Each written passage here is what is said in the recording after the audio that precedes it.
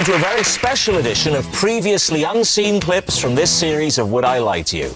On David Mitchell's team tonight, Mackenzie Crook, Frank Skinner, Catherine Parkinson, Dara O'Brien, Lorraine Kelly, Bill Oddie, David O'Doherty, Rebecca Front and Jack Whitehall. And on Lee Mack's team tonight, Miranda Hart, Rod Gilbert, Nick Hewer, Sarah Milliken, Louis Spence, Bill Turnbull, Victoria Cohen, Barry Cryer and Sue Perkins.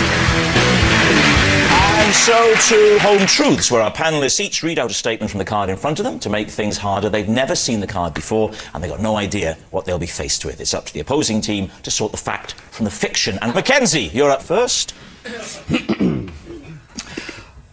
When I won the Pirates of the Caribbean Sandcastle competition, Keith Richards was so angry he stamped on my drawbridge and threw Johnny Depp's bucket in the sea. This is delicious. Lee, what do you think? The competition was what, at the end of the filming of the whole thing, or? It wasn't at the end. It was during one of the films. I think it was the second one. We were. Right. Yeah. Why was Keith Richards there? Keith Richards played. Why was Keith Richards there? Oh, was he in it? Do you go to the cinema? I don't really watch TV or go to cinemas. I'm struggling to recognise anyone round here. Imagine how we feel. I thought the Chuckle Brothers had split up. Do you have any connection with popular culture? None whatsoever. Big fan of yours, though. Oh, don't applaud it.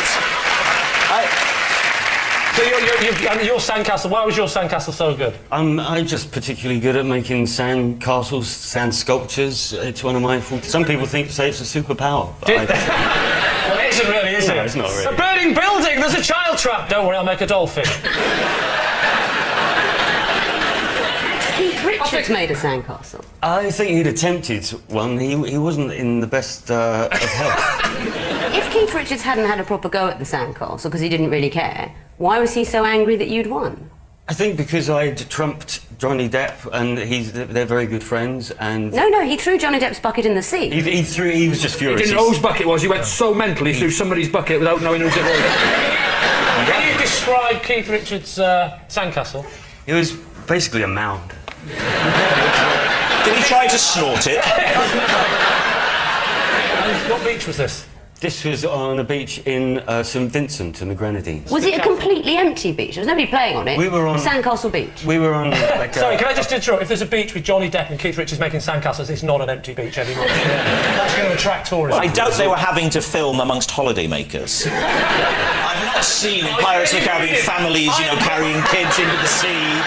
And Captain Jack Sparrow, sorry, mind you go there, kiddie. Put Factor 24 on there. How far out was the sea from where you were making the sandcastles? 50 yards. And how? And Richards made it all the way down to the sea with Depp's bucket. I reckon he ran 10 of those yards and lobbed the rest. He lobbed a plastic bucket 40 yards. I think you've heard enough. What do you reckon? Is he telling the truth? I don't know. You don't know? Do you think he did it? You think it's a lie? No. I think he did it. So you think he did? Do you think the story is true in I think the story is true in its basic form. Right. Well, that's pretty much what we need. That's the game, yeah. So come on then, Lee. Truth or lie? I'm going to go with Rod and say it's true. You say it's true. OK, Mackenzie Crook, star of Pirates of the Caribbean. Is it the truth or is it a lie? It is a lie.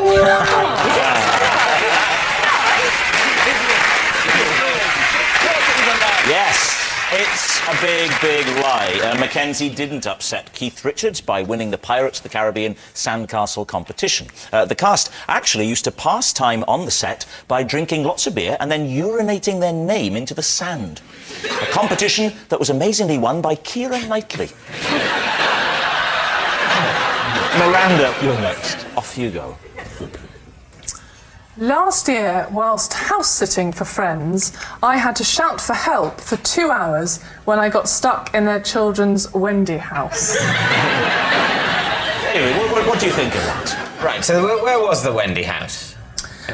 In their garden. Was there bait in the Wendy house? There was steak and I had to have it.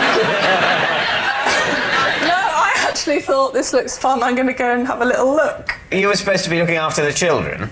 No, I was house sitting. Oh, you're house sitting, Yes. right? The Wendy house specifically, or the actual house? The actual house. The actual house. What was it made of? Wooden structure. It was a shed.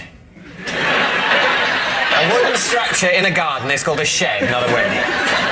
It was smaller than a shed. It was a little house made of wood. So it looks very inviting. You open a little door, Yeah. crawl in, Yeah. then what happens? Then I shut the door and think, oh, this will be fun. Right. I know I'm going across a bit weird now.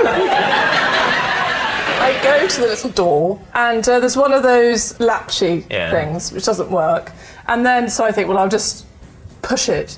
And you see, it got stuck to the concrete on the bottom. Right. And I could not push it. Well, that's quite sad. So it was... It was a very, you see, You're like a very posh Chilean miner. So what? So you shouted for 2 hours? Yeah. What did you shout? help me. I think she shouted. Recipes?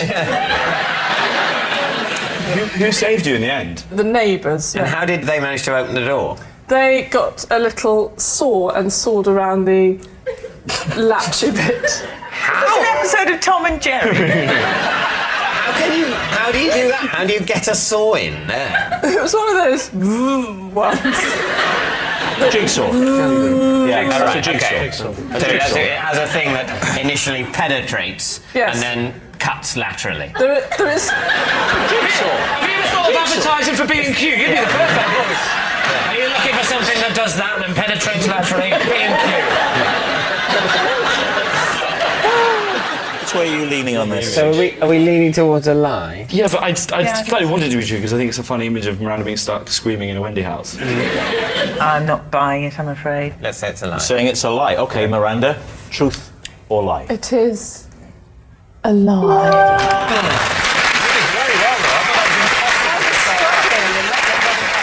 Bill, you're up next. I have drunk rum from a human skull. David Steve, what do you think? That must have been a dark moment. I was in Haiti, Right. and I was working, and the opportunity presented itself. I don't think we need to ask any more. How did the opportunity present itself? I was attending a voodoo ceremony in the middle of the night.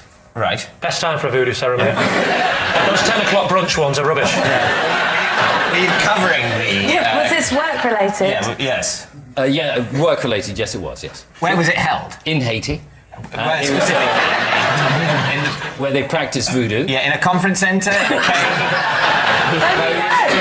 It was out in the countryside. Right. In a little shed thing. Right. And they passed around this skull. Yeah. It wasn't the whole skull that was full, it was the top had come off. They poured rum in it, and then they all took a drink from it, and they asked me to drink from it as well. How did you know that this sort of grey... How did I know it was a skull? Yeah. Someone told me afterwards. I thought it was a coconut at the time. Right. Did it have hair on the? Did it have hair coming out of it? What? Like a coconut. Like a coconut. He said he thought it was a coconut. There are two hard, round things that have hair on them. Human heads and coconuts. That's the point. Not the skull. The skull doesn't have bloody hair on it. I think it's possible. I've seen hair on a pork scratching. It gets passed round, you take a sip from the weird grey saucer, it gets passed on, the voodoo ceremony ends, you head back. Who tapped you on the shoulder and went, I'll tell you what you just drank out of, mate? Was it the bloke with his brain showing? I was there actually to do an interview with a zombie. Right. You met the zombie. When you say zombie, Yes. what do you mean? Oh, he's a zombie. Well, a zombie is somebody in the hinterland between life and death, you idiot. Evidently wasn't that. Don't just say your hosting position is getting aggressive. A zombie, Bill. They said he was a zombie. Oh, right. They brought him in and they said, now you can do an interview with him. But that's not right. Did you mic the zombie? So what are you thinking, David? Is Bill telling the truth or is he lying to us? What do you think? Catherine, what do you think? I think it's so mental and ludicrous. I don't think it's true. Insane. I'm going to say that is not true. In which case we're going to say we think it's a lie. You think it's a lie? Okay, Bill Turnbull. Truth or lie? What did you say? Insane, ludicrous, and true.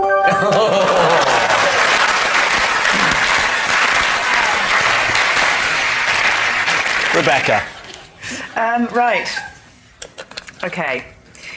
I have vomited in Cliff Richard's hedge. Now, can I just be very clear about this? I don't know about you, but I'm terrible with euphemisms. Was it his front hedge or his back hedge? Please, Lee. It was a hedge inside a Wendy house. The pavement. The front. Where is this house? I think it was Surrey. You think how drunk were you? No, I was very, very young at the time. This kind of explains the vomiting. How old are you? I think I was about 5 or 6. How did you know it was Cliff Richard's house? Yeah. Because He came out and said congratulations.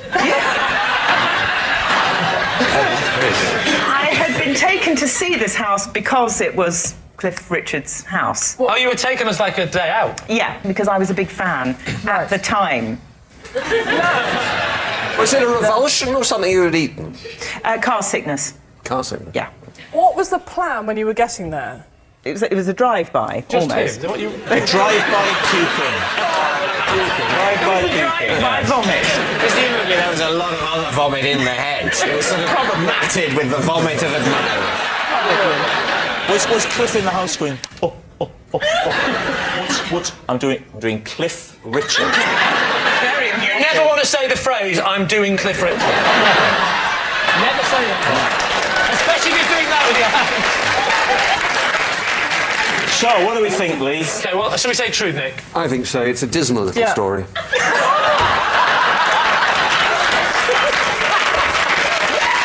what? Can I just say, you really should have your own chat show. So, Lee, you are saying that it's true, yeah? We'll say it's true. You're going to say it's true. OK, Rebecca Front, is it true or is it a lie? It is true.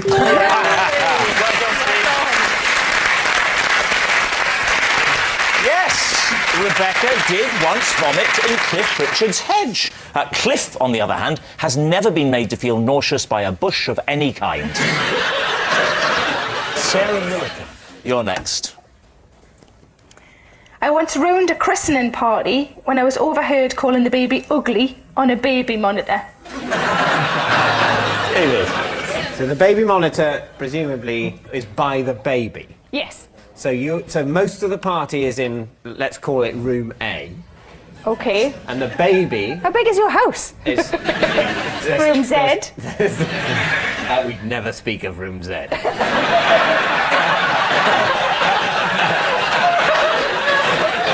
The baby is in room B, very appropriately in room B. B for baby, yes. So you're looking over the baby. It just, looked like a Winston Churchill, like they all do when they're born, just little and sort of fat. So I just, What did you say? I just said, wasn't very pretty. What sort of monitor was it, Sarah? Was it an audio monitor? Because we recently invested in a video and audio monitor, and if there are any young parents like myself out there, then then I would recommend getting the video because you can see them as well. It's lovely. No, nobody's got... Isn't that a lovely image, Rob's wife putting him in the cot like that? It gives her peace of mind. She knows I'm safe. I went on holiday with a couple, and they had a walkie-talkie on the dinner table in the evening, and I said, what is that? They said, we use this as a baby monitor because they've got a much better range But don't the than a babies baby monitor. wouldn't the baby have to press it down to talk into it? Yeah, it sort of went, over.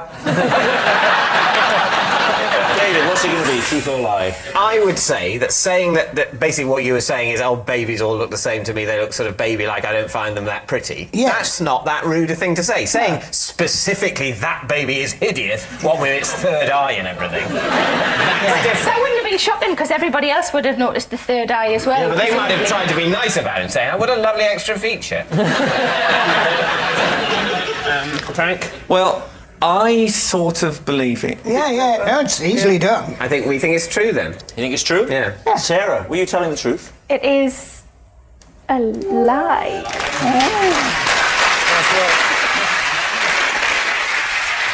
Nick, you're next. Possession. Ah, right.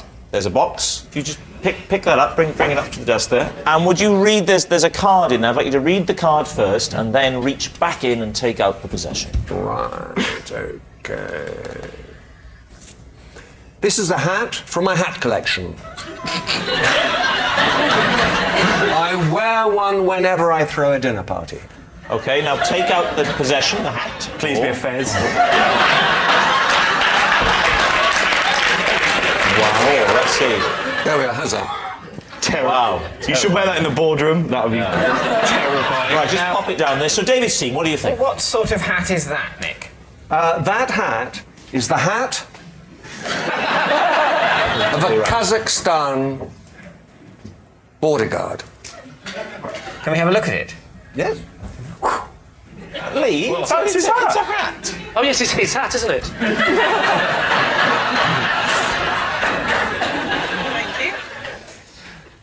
I would love to see you wearing that hat, David. I'd be very proud to wear it. It's a bit small for me. Very fetching, though.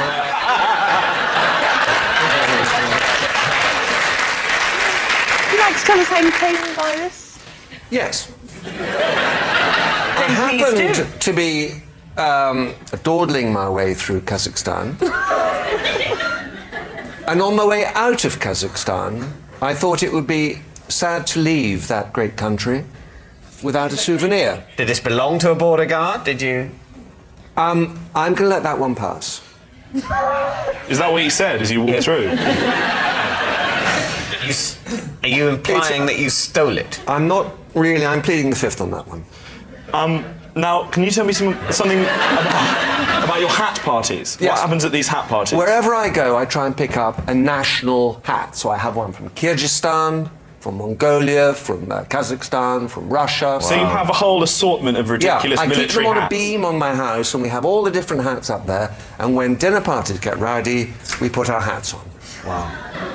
I want to get to that part. Yeah. Is everyone allowed to wear these hats, or is it just you and No, Mrs. Nick? everybody's got to pick their hats, and then sometimes during dinner we change them around. Wild. How do you swap the hats around? Like keys in a bowl sort of thing? No, you just...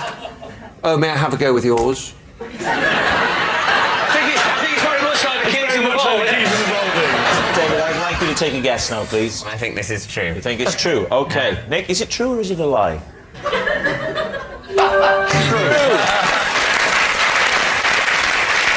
And here's a picture of Nick in another of his favourite hats. Isn't that nice? Yes, it's true. That is a hat from Nick's hat collection that he wears at dinner parties. At one of Nick's dinner parties ended up in a food fight. Margaret Mountford got a face full of sugar, and when Lady Sugar found out, she started a food fight. Catherine, you're up next.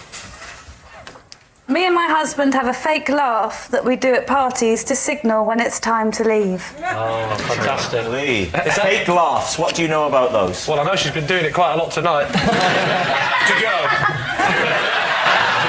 That's nice. Do that again. Is that it? What about just saying, Can we leave now, darling? can we leave now, darling?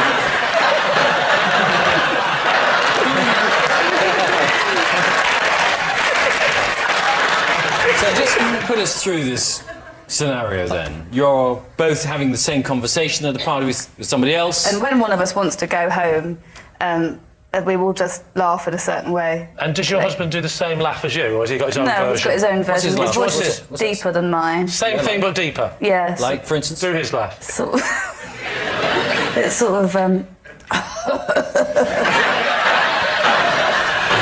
Give me your laugh again, because I didn't quite hear it. Okay. This is Catherine's laugh. Yeah. And now the husband's laugh? Well, I'm not so good at doing that, which, you know... Do the husbands laugh? I feel like you're mocking me. No, I'm threatening you. And your laugh again? His laugh? Okay. What was your laugh like again? And his laugh? When's the last time you did it? Yes.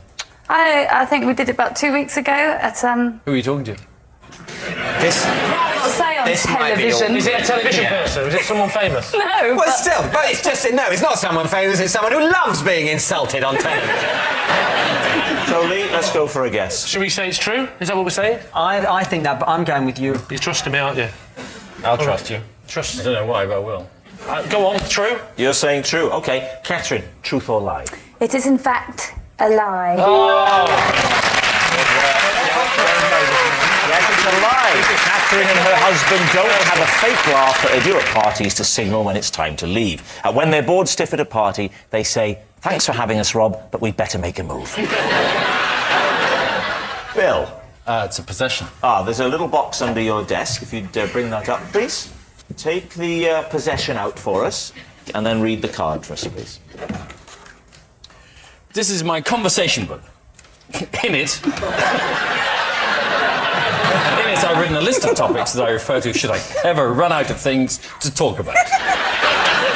How do you, without seeming weird, consult the book in the middle of this foundering conversation? Like that. Like that? You hardly noticed. Have you thought about draft-proofing your house recently? Yes, I have. Yes, I have. Is that one of your subjects? To sort of enliven the conversation? Is that genuinely in the book? No, to be honest, let me see. To be honest, well, this bit could be good. This is a very special book to me. We promise we'll take good care of the book.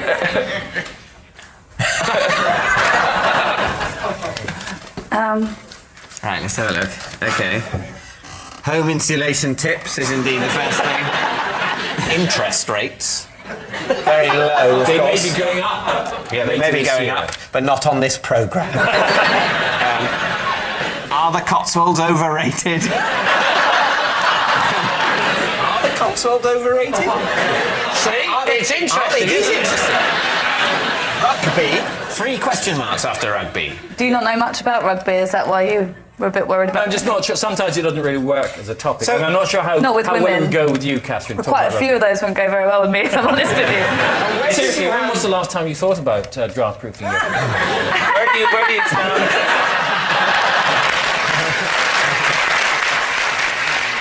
What do you call it? Is there a name like the governor? I'll just ask the governor. Something like that. Oh, yeah. You call it the Euston-off. I'll just consult Euston-off. Rugby? Let's write some unexpected ones in it. Boobs!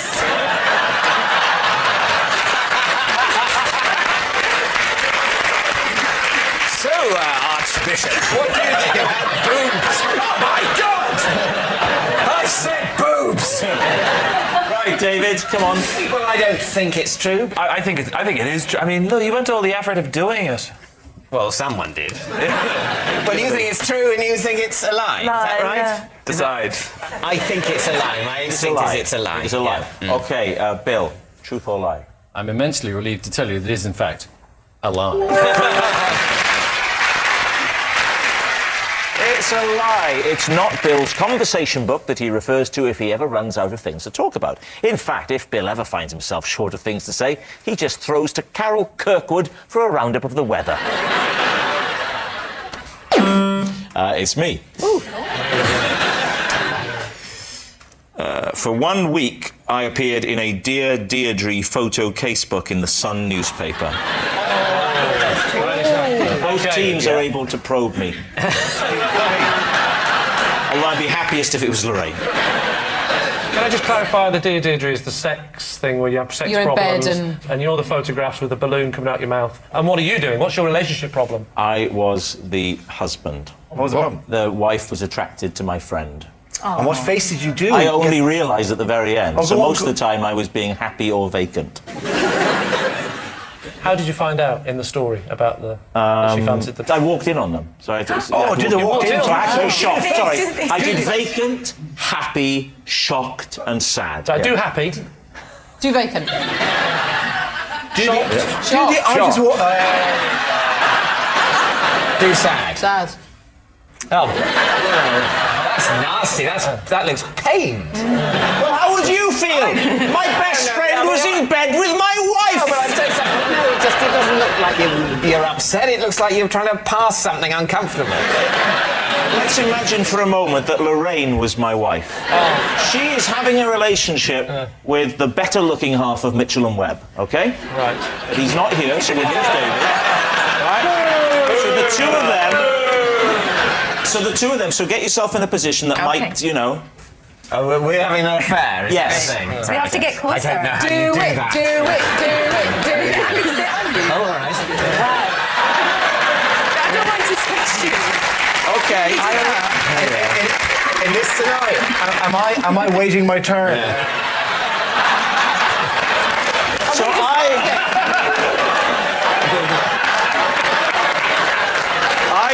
I'm coming home.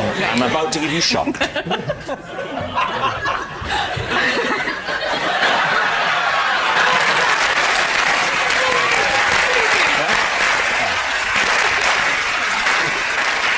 Truth or lie, Lee? We can say lie, are we, Sue? I think so. Lie. Okay. So. I don't think I can argue Lie. with that. So Okay, David. I think it's a lie. You think it's a lie? Okay, we'll say it's a lie. Say it's a lie. Aha. It's in fact a lie. Well, that's all for now. Good night.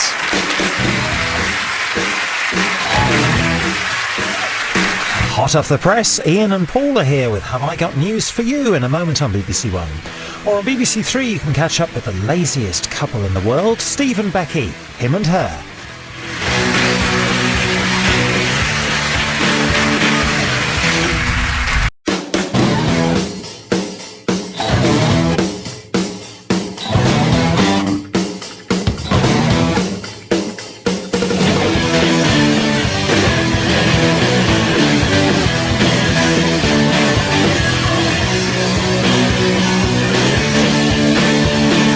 Tonight, on Would I Lie to You, the unseen bits, Ruth Jones, Ronnie Corbett, Keely Hawes, John Bishop, Richard E. Grant, Jason Manford, Joanna Page, Stephen Mangan, Fran Britton, Patrick Keelty, Bernard Cribbins, and their team captain, David Mitchell. And facing them tonight, Jack D, Patsy Palmer, Martin Clunes, Julian Clary, Professor Brian Cox, Chris Addison, Sanjeev Bhaskar, Kevin Bridges, Deborah Meaden, Peter Serafinowicz, Holly Walsh, and their team captain, Lee Mack, and your host, Rob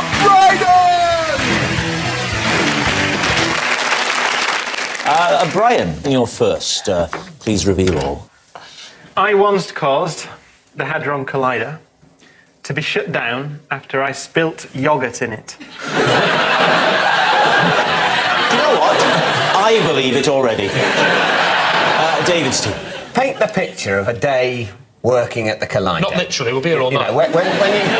What's the sort of access point of the Collider like? I'm imagining it's like a room with computers in. I don't imagine people are sort of wandering around the actual tube bit, finding a little corner to have lunch. During construction, then, of course, you had to go in.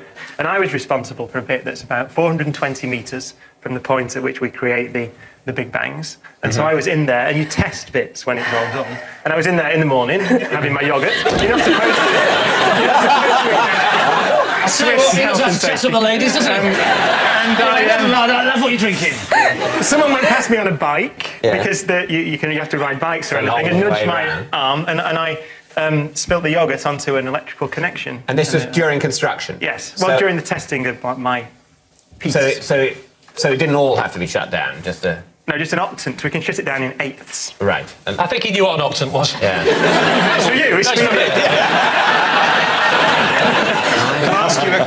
Can I ask you a technical question? Yeah. What flavour was the yoghurt?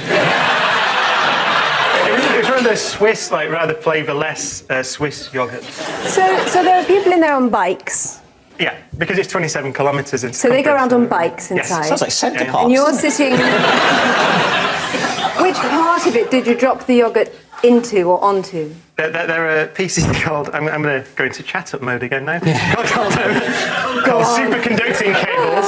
That, if you cool them down to about 1.9 Kelvin, so 1.9 degrees above absolute That's zero, one of my then they favourite become superconducting, have no electrical resistance and carry currents up to 13,000 amps in wires of a very small cross-section. And you, so in layman's terms, is it a wire? Yeah.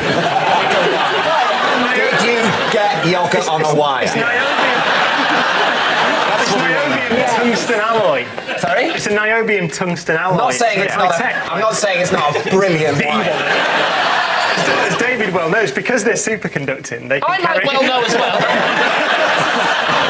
They can carry very high Flirting with each other. I'm there as well. Tell me, you bitch. But you know, I did history. You know, I know that Hitler's dead, and that's it. And, Professor, how long was it closed down for? About 3 months. 3 months? As a result of what you did? We had to replace that piece of the, Oh of the my machine. God. That was quite expensive. How much do they reckon that cost? That's why I'm on telly now trying to work off the debt. Why do you think I'm doing this? I don't know. I'm in Geneva if I had any respect left at all. They said, get out there! Get out there! Haul yourself around! It's just come from hole in the wall. Did you own up straight away, or did you say, hit me, nudge me? On the bike. I had sticky up hair and a completely sooty face. I couldn't get it. I couldn't deny it. You went to fancy Did you then take your goggles off? Did you take them off and did you go, Marty, we gotta get to the DeLorean! So, David, let's take a guess. What do you think? 3 months, that's a big... I just wonder whether he'd be ready to bring it up on a comedy show. So with that in mind, what are you going to say? I think it's a lie. Well, I'm just in awe of the sciencey stuff. And if he says he dropped yogurt on a wire, then he dropped yogurt on a wire. Is it a lie? I think it's a lie. I think it's a lie. You think it's true? I think it's true. What can I say? Well, let's be democratic and say it's a lie. You're saying it's a lie. OK, Professor Brian Cox, is it the truth or were you telling a lie? It was a lie. Well done. It was a lie. Right, Martin Clunes, you're up next. Right. Sometimes I change the order in which I put my shoes and socks on to spice up my daily routine. David's team. Are we to take it that sometimes you put your shoes on first? Of course not. What a silly question. No, of course I don't. So what's the normal then? Which is normal. I like to mix it up, keep it fresh. To stop this thing becoming a drudgery because I have to do it every day. When I'm working, several times a day. So, why several times a day? Well, a leading actor, I have to change my costume all day long. It drives me mad. So when you're doing Doc Martin, you don't just stay in the one outfit all day? I have at least 8 suits. Martin, you don't need to change your socks every time, do you? Oh, you're familiar with my feet, are you? I certainly am not. So we're saying then, Martin, that you do that something just to spice things up? Listen, well, look, you can either... You're presented with 2 pairs of feet, 2 shoes, 2 socks. 2 pairs of feet? 2 pairs of feet. Is that not the norm? 2 feet, 2 socks, 2 shoes. They've all got to marry up at some point. So sometimes I'll put both socks on, then both shoes on. Or sometimes I'll put a sock on and then that shoe, and then that sock and then that shoe, just to stop myself going stale. Well, do you know what I do sometimes? And then this is true. I sometimes put my socks on before I put my pants on. And I find that vaguely erotic. Because you're there, Fern, picture it, you're there with your long socks, in my case, with your socks on, and nothing else on, just socks. I'll tell you what I do. I sometimes nakedly put my tackle between my legs and pretend I'm a woman.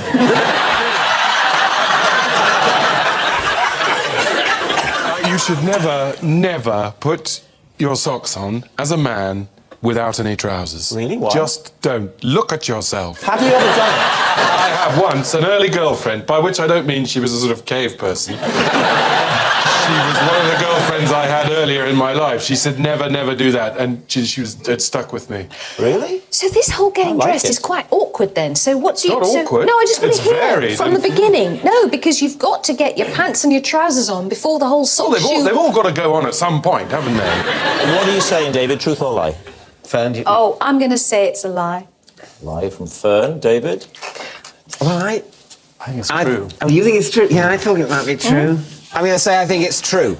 OK. Martin Clunes, is it the truth or is it a lie? It's absolutely true.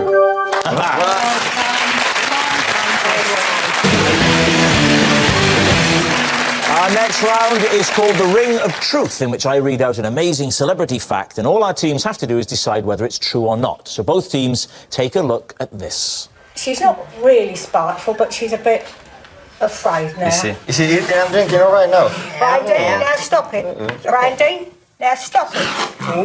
Stop it. Isn't she? You've got to be careful. Yeah. Brandy. Down here. That's it.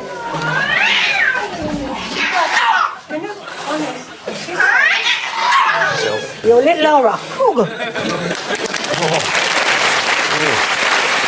Has one of your researchers not got an update on Brandy to see how he is now? Well, it was 15 years ago, I think we know.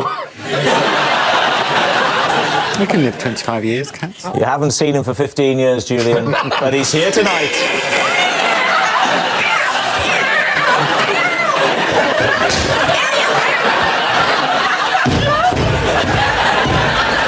I actually like cats, Ron. Oh, yes, you like cats, but you're mime smashing them. Smashing a dangerous cat that posed a threat to our lovely audience. And one of Britain's You most just like- beloved comedians. Stand for it again.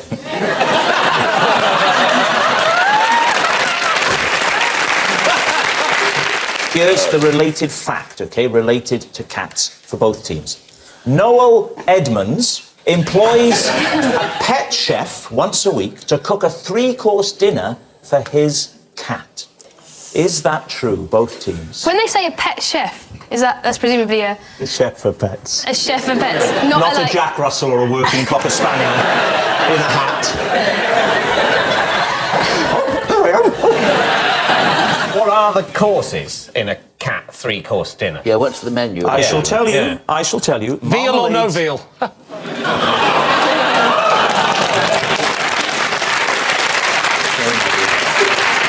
I'm actually ashamed of myself. I feel quite sick. If it gets run over, it's wheel or no wheel. If the cat was a fishing enthusiast. Shut up! The cat is called Marmalade and is 3 years old. Marmalade's favourite meal is smoked salmon roll-ups, followed by... What do you mean roll-ups? So these are God, I'll roll-ups. tell you what, I was tripping off my face the other night, I'll tell you. At one point, I thought I was living with Noel Edmonds, honestly. I was off my tits. Smoked salmon, followed by carpaccio of tuna with salted butter ice cream for afters. Sounds better in your... I was doing Ronnie. Yeah. I thought you were.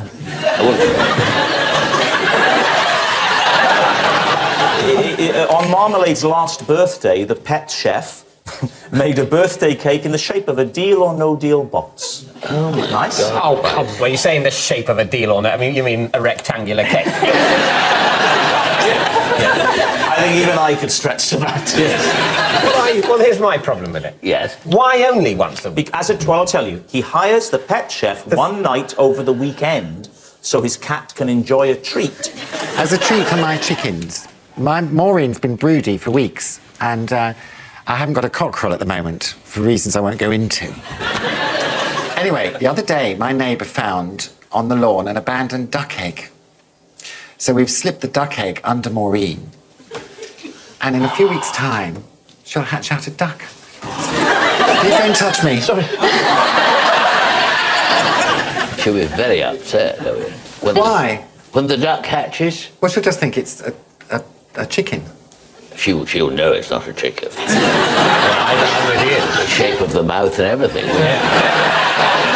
She'll be furious when she sees the bill. Yes. Very good. So let's take a guess then. I mean, which way are you heading here, Lee? I think it's true. You think it's true, Lee? Yeah, I think it's true. OK, we'll go for true. Going with true. OK, David's team. I don't think it's true. No, have you met Noel Edmonds? Yes, I met you, yes. Has Ronnie Corbett met Noel Edmonds? Do bears meet Noel Edmonds? He's met everybody. Do you mean there's nobody he hasn't met? He's Ronnie Corbett. He probably met Elvis. I thought it likely that Ronnie had met Noel Edmonds, but it's not, you know, I was on the house party a lot, wasn't I? Played the butler. Yes, he played the butler on the house party. I mean, you insult the man. You insult him. Why don't you ask him, were you ever in a famous double act with another man with a similar name? Unbelievable.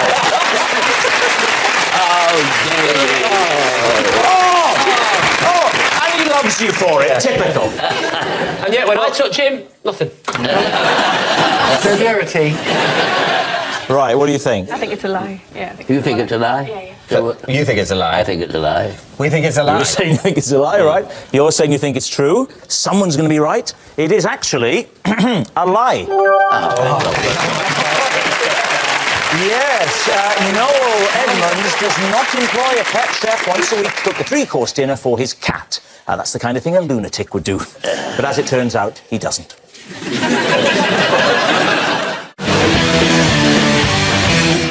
Which brings us to our final round, Quickfire Lies, in which our panellists lie not only through their teeth, but also against the clock. And we're starting with... John Bishop. Okay. I was asked to leave the cinema for crying too loud. These teams, do you believe that? What was the film?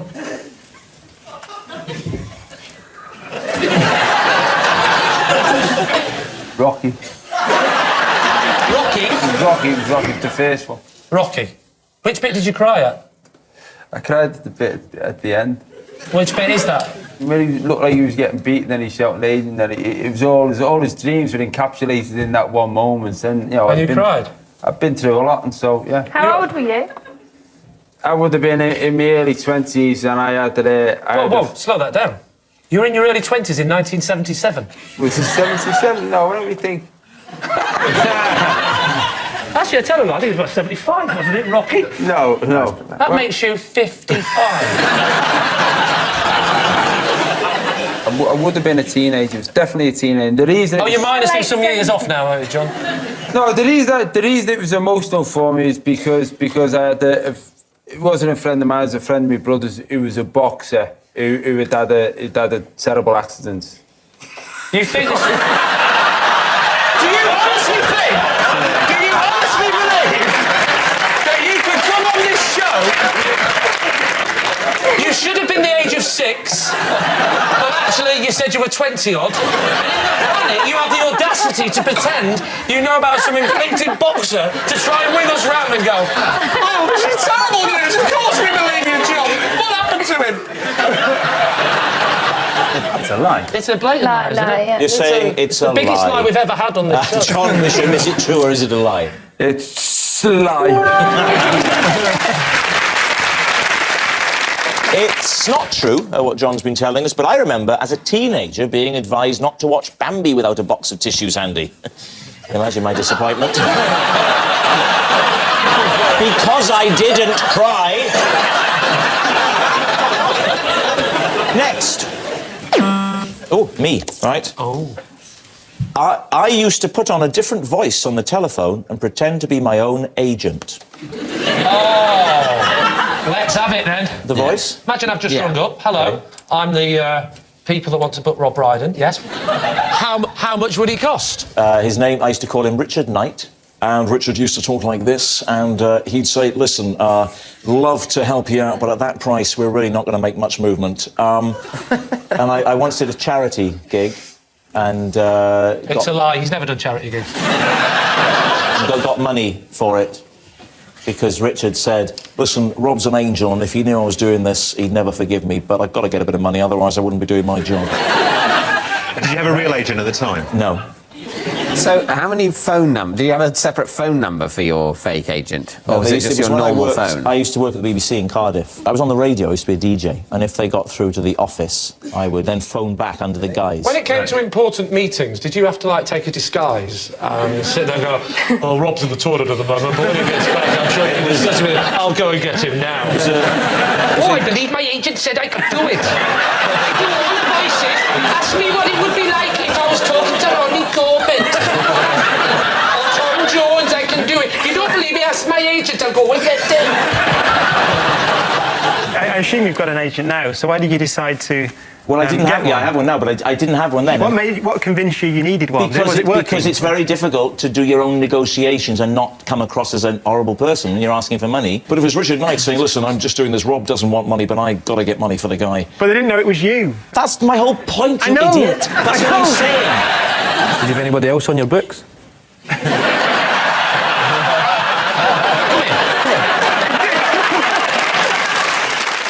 What's the sort of work that... Hosting things. This was back in about the late 80s when I was a local radio disc jockey. So did the agent take a cut? Did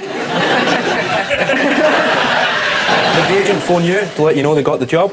No, I was the agent! Did you ever fall out with your agent? No, it was me! When you decided that this charade had to finish, did you take yourself out to dinner and tell yourself you were letting yourself go? Did you sign a contract? Are you still in touch? Right, it's time to guess.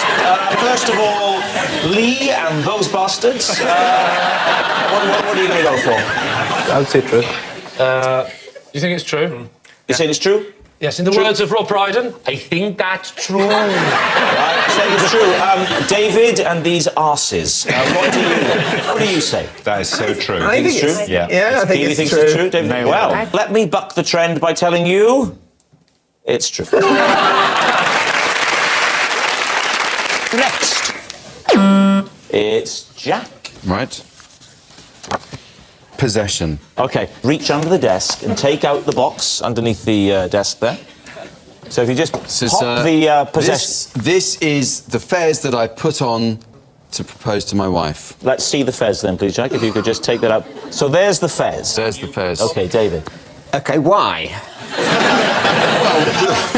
Well, we were on holiday. Yeah, I think you should put it on, Jack, so we can all get an idea of the romance of the moment.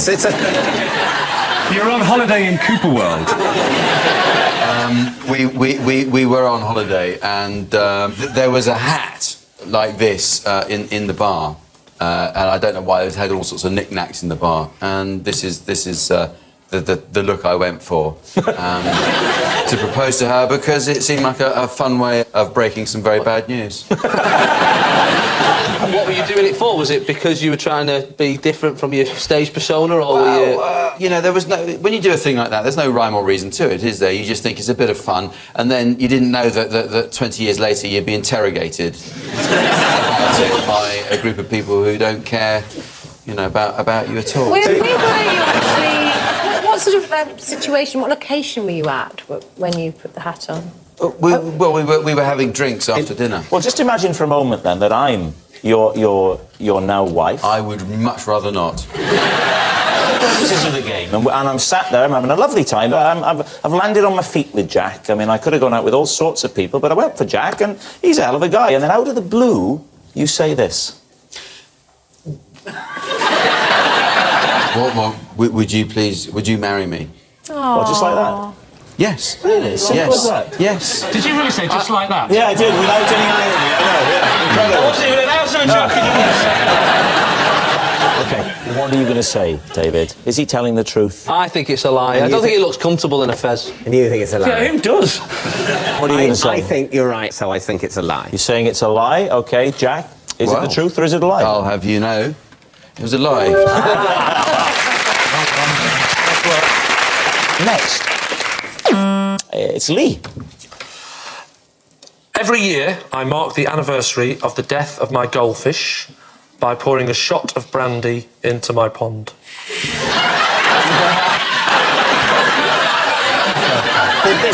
Did this tradition predate the death of your goldfish? No. No. I was not the cause of the death. Were there other fish that survived? Yeah. I've got a pond in the garden. Yes. The pond has nothing to do with the death of the goldfish. But how many fish were in the pond? Just one? I'm not going to say this again, Bernard. Was the goldfish in the pond when it died? No. Sorry, the goldfish was not a pond goldfish, it was a bowl goldfish, was it? Or a tank goldfish? It was a tree goldfish, actually. Where did he live? The goldfish lived in a bowl. The goldfish bowl. If the goldfish lived in a bowl... Correct! Why do you commemorate its death? By pouring brandy into an alternative goldfish habitat?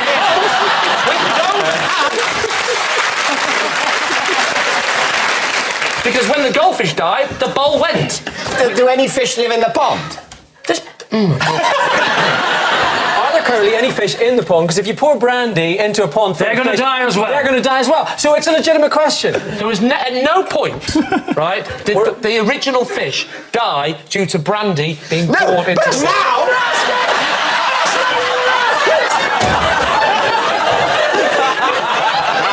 There's fish in the pond, right? But the amount of brandy that I pour into the pond is like the weakest cordial you could ever drink. Fish, Lee? Fish are drinking all the time. Yes. Not brandy! Not alcohol, Brandy if it's in the bloody water? Yes, but it's then not brandy, is it? Brandy is... Well, it's brandy and water! No, it's not. It's a weak brandy and water. No, it's brandy diluted is no longer brandy. So you're saying when you put soda in brandy, you'll make it no longer brandy? Soda in brandy? You put soda in brandy? Brandy and soda, yes. What kind of 1970s porn world are you living in? Just one last question. Why do you commemorate the death of a goldfish? Right. It doesn't matter the death of a goldfish. Oh, it Not doesn't many matter to people you, care. you bitch. No, it doesn't matter. It absolutely doesn't matter to me, but I suspect it doesn't matter to you either. Oh, and it doesn't matter to me, but it matters to the wife. The wife loved that goldfish like a husband. And so she said, do me a favour, my beloved husband, show your respect for this fish I so loved by annually pouring a shot of brandy into the pond of these other fish who I secretly hate and wish to destroy. So with that in mind, David, what are you going to say? Bernard. He's a liar. Patrick? It's true. No, it's not. He's a liar. You're saying it's a lie? Yes. OK, Lee, is it true what you've just told us? Or is it a lie? It's absolutely a lie.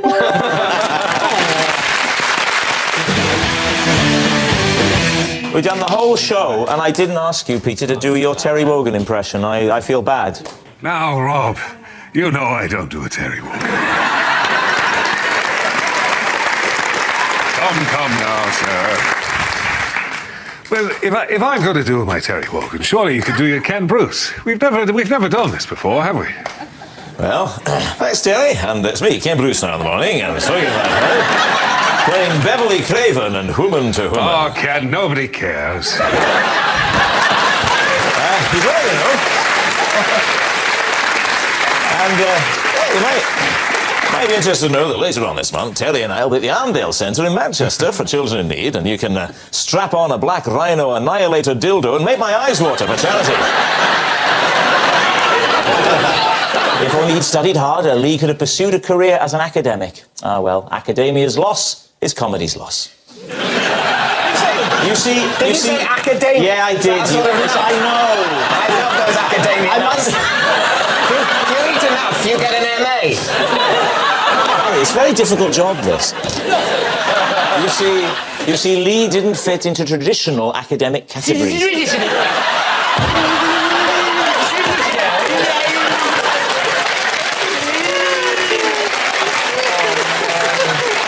joke about me being really thick isn't working out, because you've not been able to read, is it?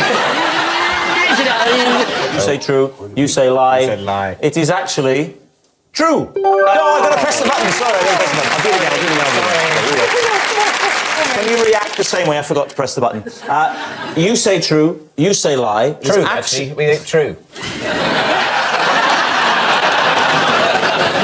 You can't press the button, I'm going to get points out of it. I can press the button. I may not be able to spot a truth from a lie, but the button I've got. You say true. No, we're changing it to lie. Here we go. Right. You say true. No. You say lie. These people want to go home. Yes. So does Ronnie, yeah. God, Well, he thinks he's recorded a whole series tonight. How long is the show when it goes out? 10 minutes.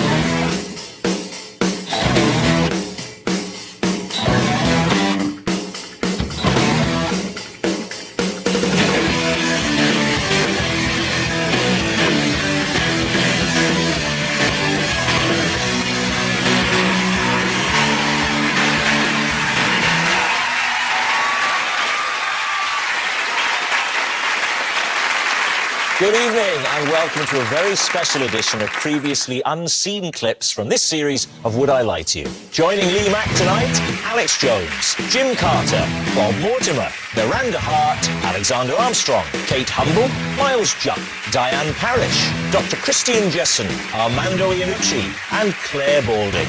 And joining David Mitchell tonight, Jack Whitehall, Richard Madeley, Gabby Logan, Greg Davis, Richard Osman, Mel Gedroich, Andy Hamilton, Chris Tarrant, Richard Bacon and Dale Winton. And so we begin with round one. It's Home Truths, where our panellists each read out a statement from the card in front of them. To make things harder, they've never seen the card before, so they've got no idea what they'll be faced with. It's up to the opposing team to sort the fact from the fiction. And, Richard, you are first up. My family don't have a swear jar. We have a bore jar. Whenever a Madeley says something dull, they have to stick a quid in it. Blimey, have you got a change machine at home? What do you think, Lee? The Madeley bore jar. Could it be true? Well, yeah, we'll go with true.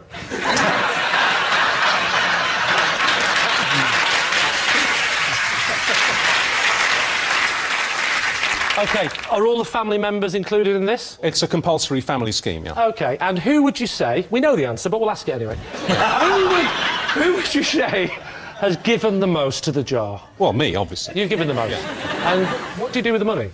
Well, I keep it. You keep it? Yeah, it's my system and it's my jar. And it's your money. It's mostly my money, so I tend to keep it. So basically, it's a jar full of money that you've put in, that you take all the money out and keep. That is so boring. Get a quid in it.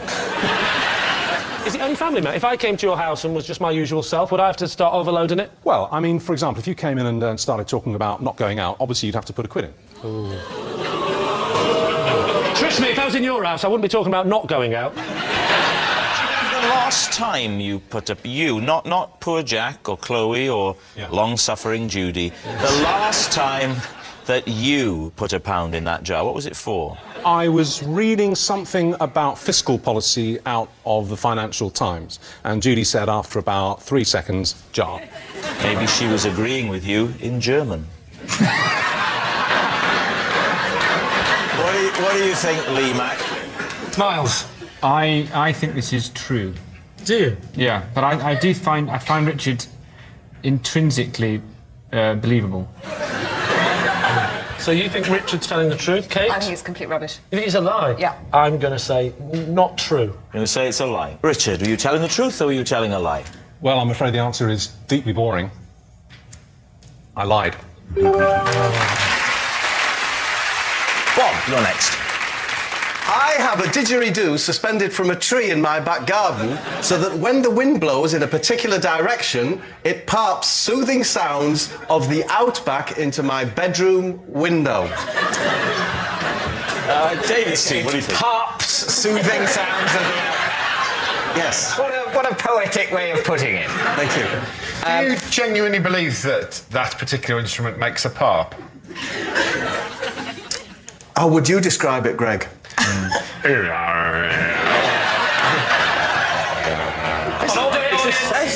how soothed do you feel?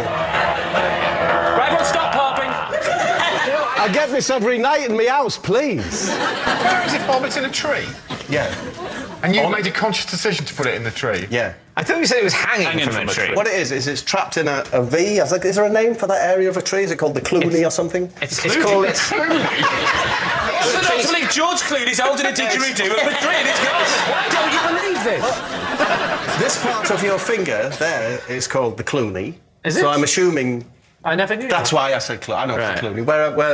And it's wedged there. It's wedged in the tree's V. Yes, it's wedged horizontally in the tree's V, facing southeast, which is the prevailing wind where I live. Where do you live? Not Britain. Britain. No, the prevailing wind in Britain is southwesterly. It doesn't happen every night.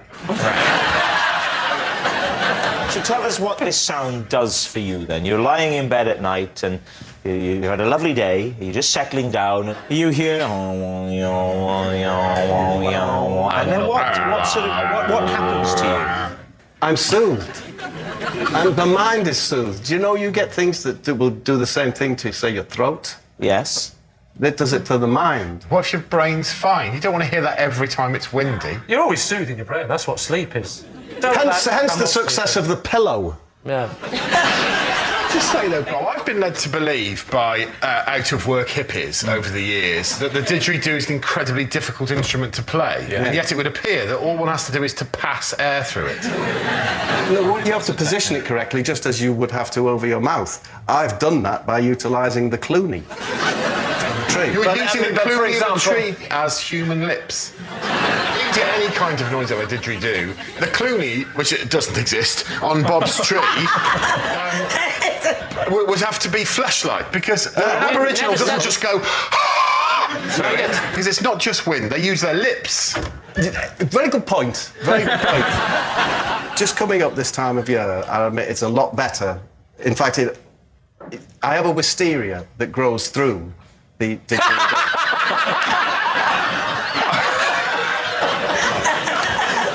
Of course. And when the wisteria comes into leaf, not only does it pipe the wind towards the didgeridoo, but it acts as the lips. It's long been said that if the wind blows in the right direction through wisteria, it can play any instrument in the world.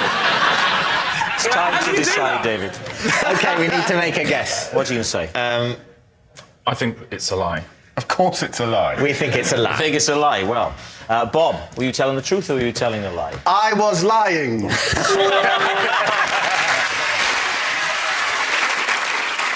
Christian, you're next. For a prank, I once set a friend's legs in plaster casts while he slept. David Mitchell's team. Do you get to take those kinds of materials home with you then when you're at medical school or when you're... We're not supposed to. Right. Were you at medical But school? we do. This would have been... Did you say was he at medical school? At the time. Oh, right. I thought you were accusing him. Christian, why did you play this prank on your friend?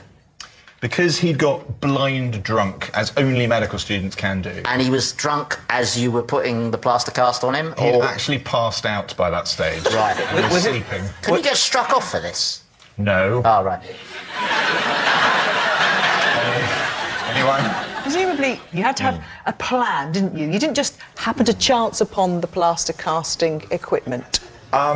We decided we were going to plaster him from his ankles all the way up to his hips, with his legs apart like that. And you never woke up the whole time you're touching him, and presumably right the way up to the top of his groin. Have you ever drunk 19 pints of cider? Yes. All right. Did you first take his trousers down? We did, yeah. Oh, the humiliation. Did you take his underpants off as well? No, we left the undies on. And you said we. Who were the accomplices here? I had mates that were involved. Right, Name them. Matthew, Mark. Luke and John. Is that the gospel now, or are you making this up? Gospel. And of course, How did you miss that? I said, is that the gospel? Yeah, I know, yeah. Though I didn't miss it. Right. And when he woke up, what was his reaction? He thought he'd had a stroke. Because he couldn't move his legs. That's very bad self-diagnosis. David, what are you thinking? Andy? I think the medical student thing, knowing how their minds work, I think it might be true. And you're edging towards? I did think it was a lie, and now I think it might be true. OK, we'll say it's true. So it's true. All right. Dr. Christian, were you telling the truth or were you telling a lie? It is true. Xander, you're next. Last year, I was amused to discover that in one weekend, I'd had a curry with Andy Murray, been bowling with J.K. Rowling, and attended an odd party with Todd Carty.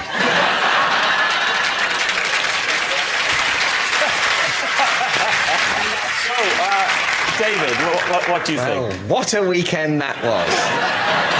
What was odd about the party? Where do I begin?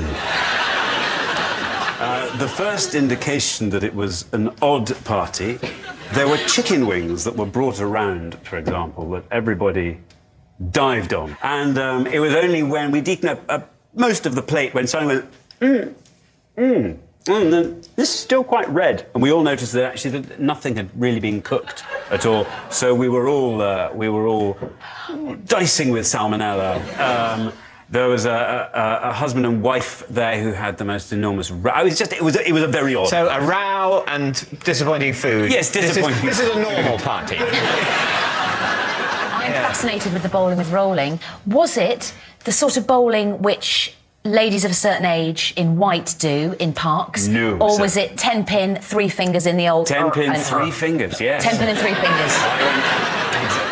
Did you have to change from your normal shoes You bet. into the red, white and blue sort of comedy bowling shoes? No, we had purple shoes. This was the livery of this rather chic posh. bowling place. It was a posh. Where was the chic bowling place? The chic bowling place is in London's Bayswater. Oh, I've been there. Yeah. Are the shoes purple? That's where J.K. Rowling goes. Yeah, the rolling alley. What's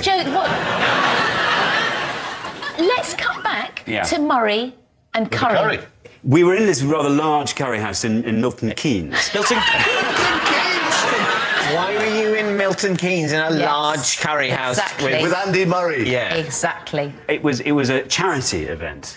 After which we repaired to a sort of mini Taj Mahal building in Milton Keynes. Mm-hmm. At another table, though, 3 people who'd been sitting there for quite a long time we hadn't noticed. Eventually we spotted were Andy Murray, Mrs. Murray, and someone who I can only imagine was his agent. And we, after a little while, obviously felt we'd better go and tell him he was Andy Murray. So you went and talked to him? Well, only to tell him he was Andy Murray. So what are you going to say, David? Is this true? Duck, you see. What do you think, Chris? Well, he's just got a little shifty little face, hasn't he? So you think basically it's a lie? I think basically it's a lie. You know, Xander's a man about town. He's quite hello. You know, I can imagine him in the I can imagine him in the purple bowling shoes and the the Andy Murray. I can imagine that. At a party with uncooked chicken wings and Todd Carty, I don't know. I think it's probably a lie. You're saying it's a lie. Xander, were you telling the truth or were you telling a lie? Well, it is, in fact, a lie. No! It's David. Once a week, I love to eat a full English breakfast, but can only do so if I'm entirely stripped to the waist. Lee's team, what do you think? Once a week, you say? Yeah. Any particular day of the week? At the weekend, usually a Saturday or a Sunday. Do you know what the weekend is, David? Mm-hmm.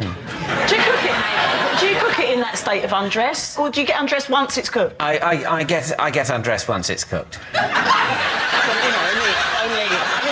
There's a limit to the amount of undressing. I take my top off.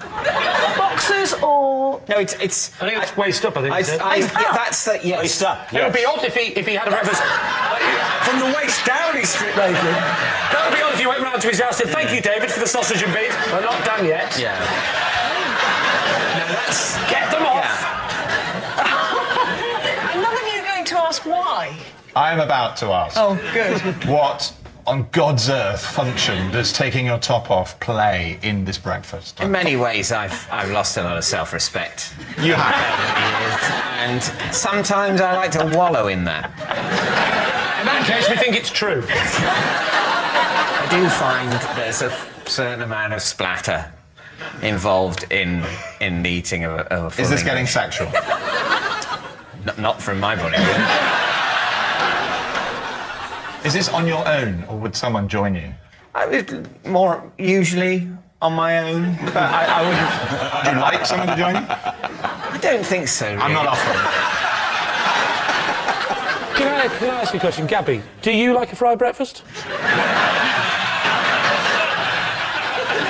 David, is this... Sorry. Is this for practical reasons? As you say, just to stop the splashing, or is it a lovely sense of liberation?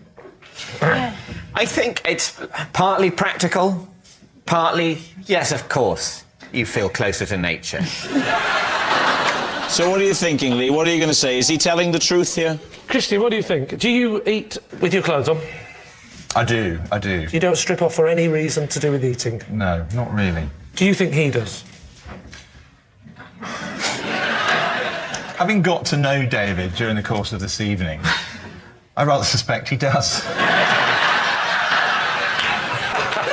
Diane, do you... No, I do not. No. No, I was going to sorry. say, do you believe... I was going to say, do you believe it? I wasn't taking the opportunity to go, do you have fries? Do you want to come round my house? Will you take the top off? I wasn't going to say that. No, I was of thinking course it. not. I was absolutely thinking that. I've never said it out loud, but now you've brought it up. Do you want to come round on Sunday? I've got burnt out potato waffle. Do you think David is telling the truth, or do you... I think he's telling the truth. I think David's a well brought up, educated chap. Yes, He'd never no, do anything never. quite so stupid. Yeah, but so it's the not bow true. tie. It's not true. I'm on lie now. Yeah.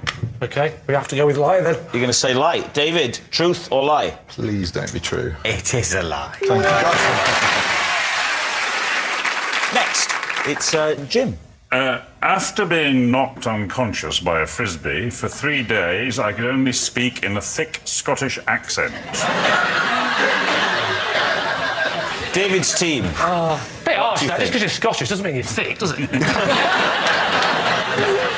So what was the occasion of being hit by the frisbee? I was playing with my daughter and her friends and sort of playing frisbee, with a bunch of people, and this young lad just let it go, and it just caught me right on the side of the head. Did he pass out first? Well, no. Well, I don't know really. I went sort of strange and had to sit down, but I don't think I physically. So you sat down, feeling a bit dizzy. You sat down, and at some point someone asked how you're feeling, and you found yourself answering. I think I said, "I'll tack the high road, and you tack the low road," and that was. Was it just the voice, or for the next 3 days did you not eat lettuce and loathe the English as well? No. Some of us do eat lettuce. Yeah. In fact, I went up to the accident and emergency, and somebody there, when they met me, and was convinced by my wife, who took me there, that I wasn't Scottish, tried to calm me down and said, "It will go away." Your wife needs to be there to persuade, just to say, sorry, he's not really Scottish. Because they get a lot of people who aren't just Scottish but want to be cured. Frisbees are dangerous things. I took my son out, my older son, when he was about 5 or 6, to a field area, and I said, stand there, we are going to enjoy the frisbee. So he stood over there. I wish you were my dad. And what I hadn't told him was that he was meant to catch the frisbee. So he stood there full of the trust of a trusting son like that. And I did a great throw. You know when you straighten the arm, so it goes, and it went, shh. And he looked at it with a lovely, innocent face, and it went, bang! And blood went, psst. And the shock on his face that his father had done this to him. He said, "What the hell have you done, you idiot?" So what are you thinking, David? Well, totally true. This is my concern. Jim has very reasonably been reticent about doing a Scottish accent in this bit of the game. Yeah. I suspect, and maybe I'm wrong, and Jim can prove me wrong, or otherwise, but I don't think that he necessarily does a very convincing Scottish accent. Jim Carter can't do a Scottish accent? Well, because lots of people can't do various accents. Lots of very good actors can't do certain accents. And I think it would be unlikely that the accent you'd get if concussed would be one that you couldn't previously do. Disagree with that entirely. Do you? Yeah. Well, get your own team. Just give us a little taste of this voice, if you can use the great use your tool, your great actor's tool, yes, to give us a little bit of this voice. I don't feel very well. I think I'm a bit woozy. That's lovely, isn't it? It's Radio 4, it's Saturday afternoon, it's a play. All right, so David, truth or lie, what are you going to say? What do you think? I think it's true. You think it's true? I'll take the hit. It might be true. Well, OK, I think we're going to say it's true then. Jim Carter, were you telling the truth or were you lying? I was telling a lie.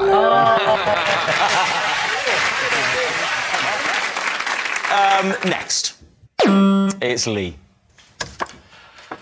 I got stuck for half an hour in a men's toilet because I couldn't find the door. So where was this men's toilet? Next to the ladies. Were you on your own? Yes. Where was Apart from somebody singing some Wham song, I don't know who he was. And where was this ladies' toilet that it was next to? It was in the place I worked at, which was bingo hall. And so presumably you managed to find the door on the way in? No. Without being facetious. Right, I didn't do that. You found the door.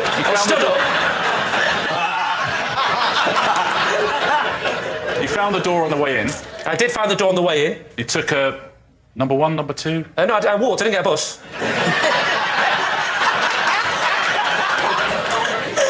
You've popped into the toilet. Yes. It doesn't really matter what you'd gone to do. Well, I think what does matter is whether or not he'd gone into a cubicle or was just approaching a urinal. Yes, that's a good question. And how long it took you. Right. Given you just walked through the door that then you couldn't find. Walked in the door. I went to the urinal. Yeah. The door closed.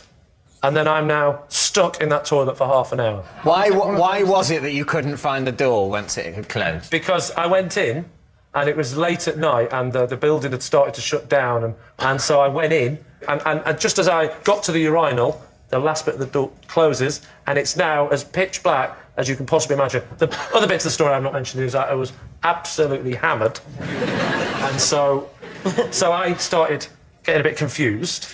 I went back to what I thought was the middle of the room. I'm drunk, but now I've lost all bearings. And so I felt I really wish this was on infrared somewhere. There was a guy with a video camera, the Wham guy. Eventually, a door opened, because someone came looking for me, and as the door opened, I realised I'd lost my bearings so much that every time I'd gone round, I'd missed the door. I think that this is true. You think it's true? Yeah. I'm not sure. I think it's where he worked, and I think there's going to be some light bleeding around the door, isn't it? You don't think it's true? No, but if you both do. It's definitely unlikely, but all the things are unlikely. You think it's unlikely? Unlikely.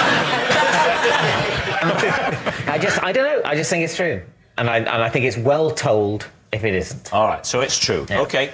Lee, truth or lie? It is, in fact, true. Airballing.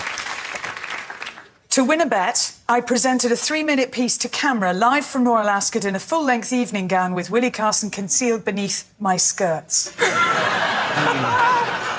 people that aren't sure, here's a picture. There we are. Whose idea was the bet? The director. We've come off air.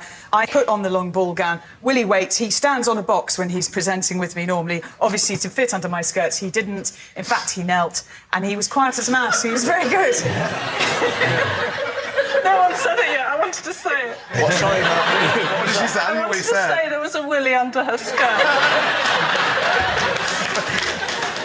Now it's out there. I'd like to request someone more mature on my team. I mean, I know Willie Carson is not a burly man. No, he's... But I would still think... that must be quite a substantial dress. It was a very... You know, like, as you sometimes get in costume dramas, it didn't have the hoops, but it had a very full skirt. But how did he get in, though? Were you stood there? Did you go, stood. Come on, Willie? He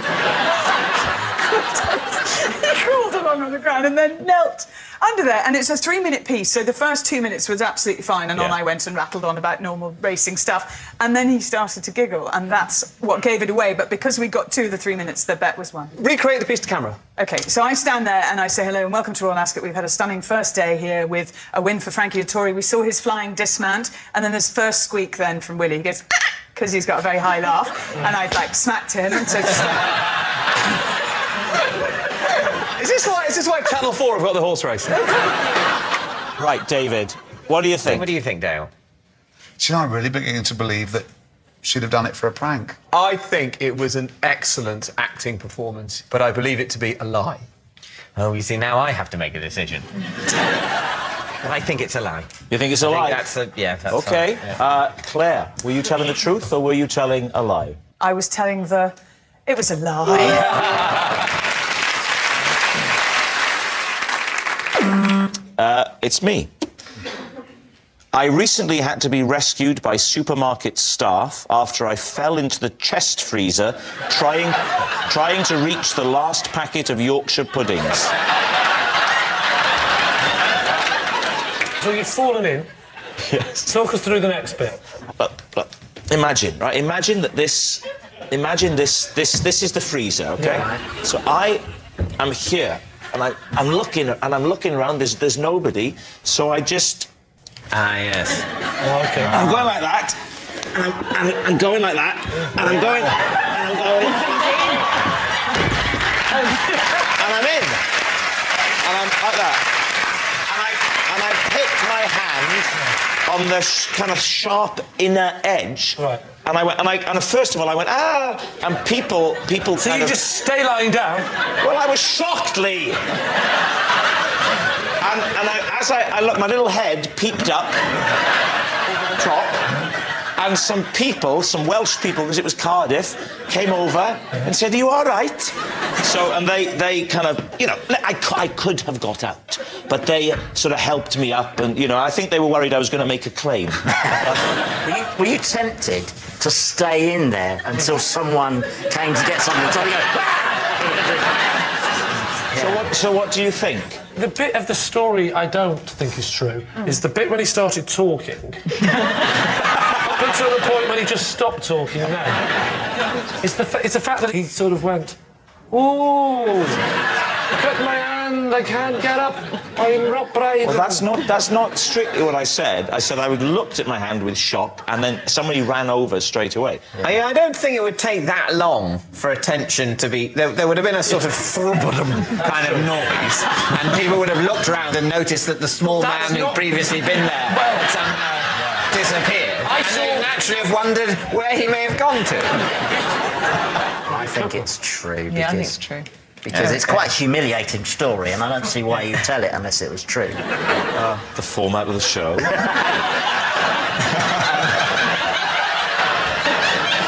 I don't see why you tell it if it wasn't true. Andy, I really think you've been missing something this evening.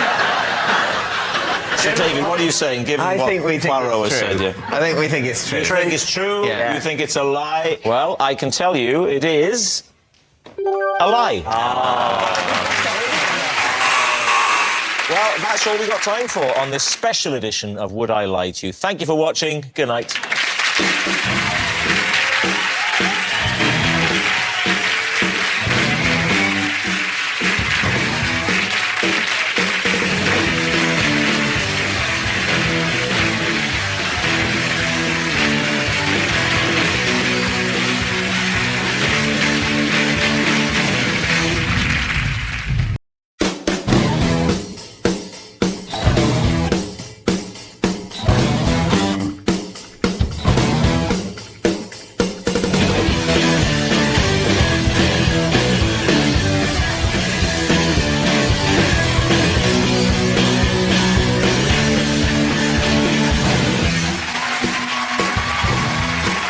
Tonight, on the best of Would I Lie to You, Davina McCall, Jimmy Carr, Danny Logan, Richard Wilson, Ben Shepherd, Robert Webb, Frankie Boyle, Graham Garden, Nolan Levin, Jason Manfred, Russell Howard, and Their team captain, Lee Mack.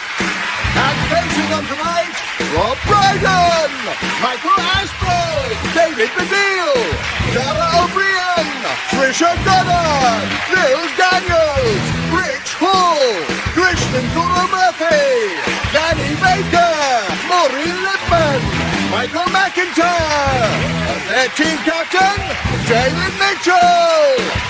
But first, behave like irritating neighbours and make lots of noise for your host, Angus Deaton!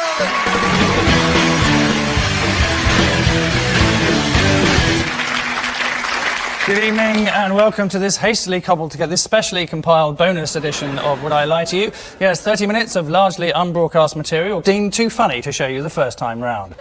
If you have a red button on your handset, it will be of absolutely no use to you for the next half hour. This is a quiz about lying.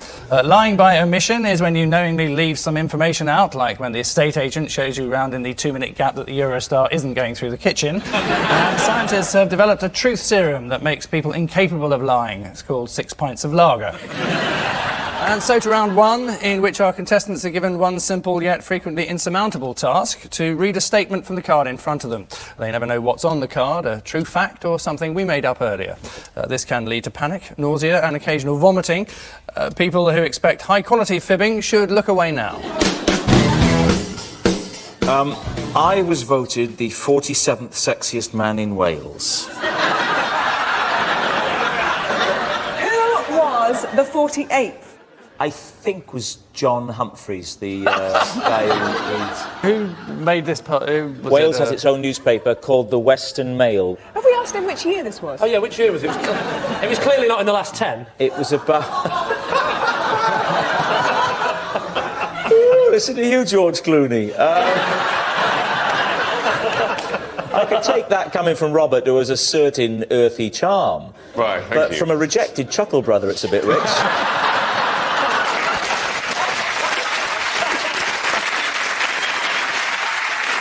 So, team captain, what are you saying? OK, we think that's a lie. Yeah. OK, they're saying it's a lie? It's true. It's absolutely true. Yep, it's true. Rob was voted the 47th sexiest man in Wales and would have finished even higher if he hadn't got cramp in his dialing finger. Next, Robert. I was voted the 88th sexiest man in the world. By who? But it was the readers of some women's magazine. Which Blind and Wretched. You would know. Where did David finish? I'm not so very sure David was on that Not listed, list. unfortunately.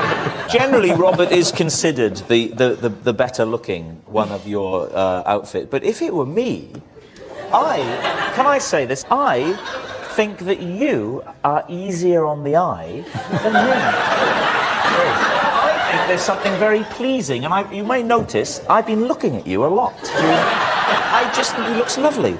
I feel a bit weird about this. But, you know, thanks. Rob, anyway, if we could drag you back to the poll. I think it's I think it's true. Robert, the answer? It is true. It is true. I had an interview at MI5 to be a spy.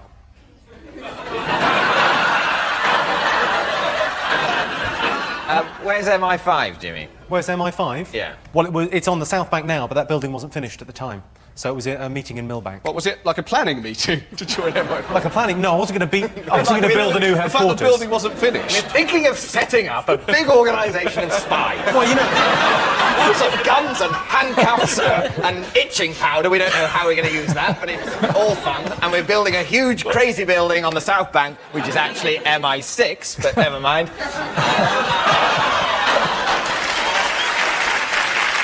Can I say I'm worried now that you know a bit much about it, and you really do seem like a spy, I think, because you're posh and a tiny bit gay, even though you're not. Well, hang on, David. I'll stop you there. Posh and a little bit gay. What are you talking about, man? This is like Spartacus. No, I'm posh and a little bit gay. You're the least posh and a little bit gay of anyone in the world ever, Lee. Puff. Yes, right. Thing is, Jimmy, if I'm right about you, you were a virgin until you were about 27, as far as I remember. 26. 26. And that was the last series of this show. Shall we not bring it up again?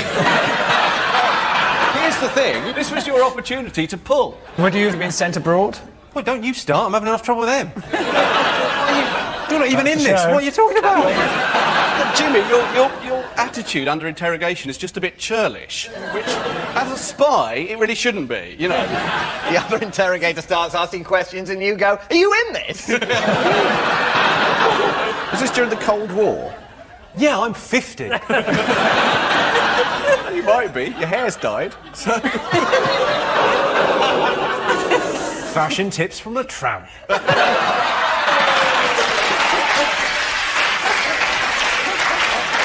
Now, girls. Was there a practical side to the interview? Did you have to... Yeah, I had to fuck a girl in a speedboat.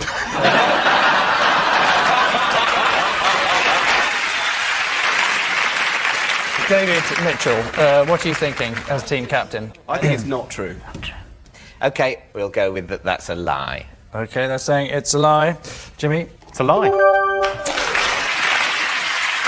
I just say, you've made that really hard for yourself. It says I once had an interview at MFI.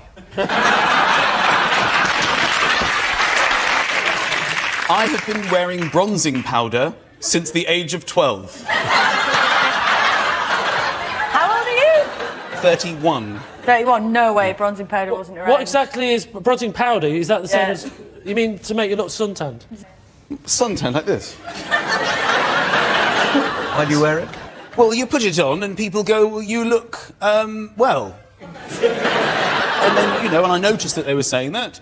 So I thought, well, look, can I ask you a question? Why are we 7 in makeup? Well, to catch up with you. The fact is, you're in makeup because you want to look good on TV, and I just want to take that into you know, outside of television. You want to look TV smooth 24/7. Yeah. These things must come in specific colours and stuff. What option have you chosen? Deep bronze. Heavenly mahogany. I don't know the actual bloody name of the colour. Graham, what do you think? Well, if that's deep mahogany bronze, he's been robbed. No, it's a lie. It's a lie. Big lie. Big lie. They're saying it's a lie, so Michael, fact or fable? It is indeed true.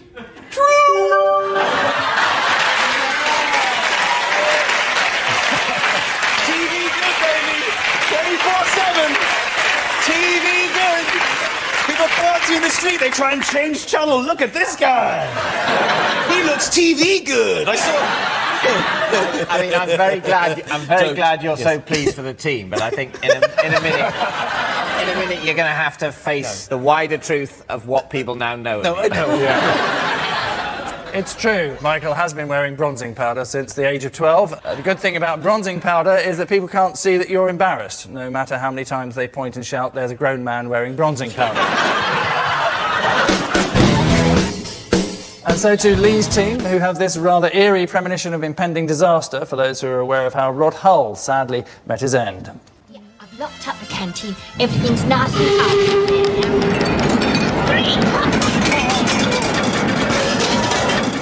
Lock. Well, it never worked anyway, did it? Here, look. It's that underground. It's loosened the aerial. Oh, you'll have to go on the roof and fix it. No, I'm not going to leave it. Come on. You can't leave it. The viewers will have no programme. I wonder what's wrong with it. Oh, it's that bit up there.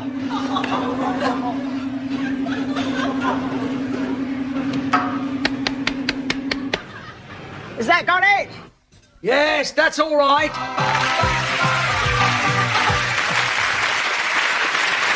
Yes, that was Rod and Emu on the programme EBC, and as you'll no doubt be aware, tragedy struck shortly afterwards when Rod was given a second series.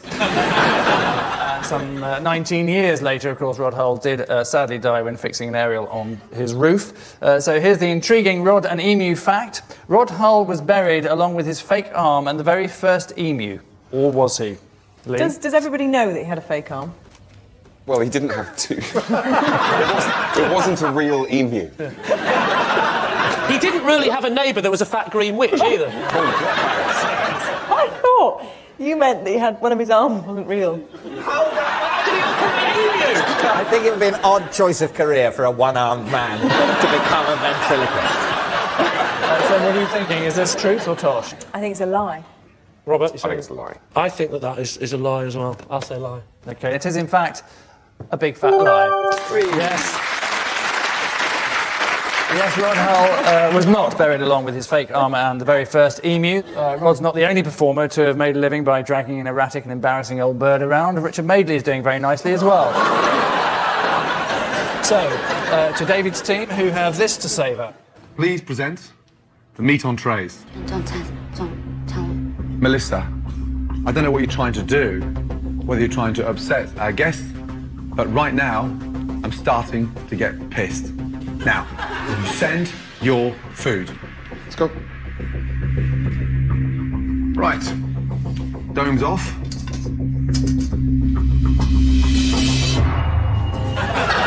Jen, describe the dish. That's a duck breast. You four hell's bitches, I am embarrassed. I don't think I've ever been so embarrassed inside this restaurant in my entire life. Get out my sight.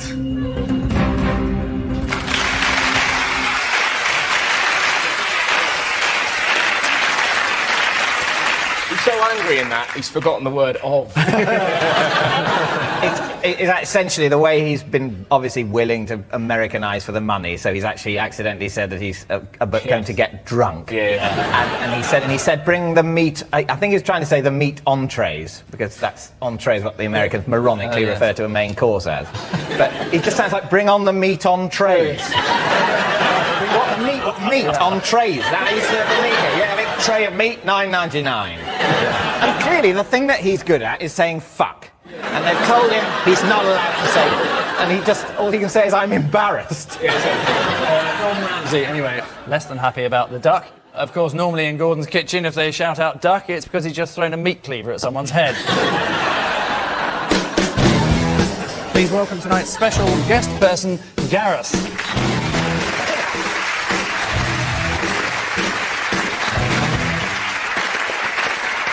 So, Tricia, what's Gareth to you? This is Gareth, and he came on my show to cure his fear of Scotch eggs. Yeah, right. OK, Rich, perhaps you'd like to explain how you know Gareth? This is Gareth, and he pimped my ride and turned my car into the ultimate fishing mobile. And finally, David, what's your relationship with Gareth? This is Gareth, and he freed me from a roller coaster when the car got stuck. Oh, please let that one be true. Please. So there you are. Tricia's phobic guest, a car pimper, according to Rich, or a theme park rescuer, if we believe David. Lee's team, where do you want to start? Oh, definitely Tricia. I've seen your show. You don't have people that come on because of the skirt. You might have come on because you had sex with a Scotch egg. Scotch egg. He had a bad experience. How does the fear manifest itself? He used to sort of get panicky and scared when he saw a Scotch egg. Surely it's really easy to avoid Scotch eggs. I mean, there's a tiny section of the supermarket that you could easily walk round. Oh, I need to get some Baileys for Christmas. Oh, an egg! What if he loves pork pies? Yeah! Name a supermarket where the pork pies aren't right next to the Scotch eggs. And what was your show called, that particular one? It was called Fiancé, Your Fear of Scotch Eggs Will Ruin Our Wedding Buffet. That's insensitive. To deliberately order the pyramid of Scotch eggs. No. Your husband's terrified of them. If I could steer you towards one of the others. Oh, yes. What about the roller coaster? Which roller coaster, David, was it? It was the runaway mine train. The idea was that a historical train by which mines were accessed had run away with itself. That would be scary. Where was it? It was Alton Towers. Alton Towers? And so how did you get stuck? Well, the train ceased to run away. but it goes through lots of tunnels, and in one of the tunnels, it suddenly stopped in the dark. Right. And they said over the there was a speaker, and they said, "Stay where you are. We'll be sending someone," and it was Gareth. I'm honestly struggling with the idea that you went for a day out to Alton Towers. Were you presenting a documentary for BBC 4 about the horror of modern life? Well, David's not been on a ride and got stuck, has he? No, David's never been on a ride. I was on a stag do. That's where people like me have to do things they wouldn't otherwise remotely want to do. What about Rich's car, Pimper? Rich, your car was turned into a fishing mobile. What is the car? What was it? What mate? It's not a car, actually. It's a small pickup truck. So how did it turn into a fishing mobile? Well, basically, there's just two big all-weather bucket seats in the back that you can sit on and fish without, and swivel. It's got a rack for fishing rods, and the glove box folds out, and you can tie flies in the glove box. No, it sounds like he's doing drive-by fishing. There we go. Have to get out of your truck. So he's not done much pimping, has he? All he's done is took a better pickup truck, stuck some fishing rods in and a bucket. Pimp my ride, it's stick a bucket in my car, is what it should be called. Am I right in saying that the phrase "pimp my ride" means modify my car? Yeah.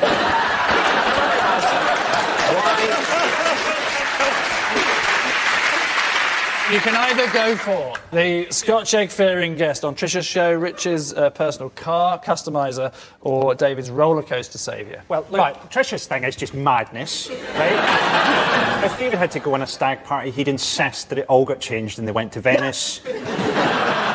The only thing that makes me think David might be telling the truth is that Gareth fellow there has got the look in his eyes of a man who has at some point in his life spinned a waltzer and tried to chat up a 14-year-old girl. I don't think it can be Scotch egg boy because he wouldn't want to come on national television again to reveal he was scared of Scotch egg. So Lee, please, a decision. I don't know why, but I think it's Trisha's telling the truth. No.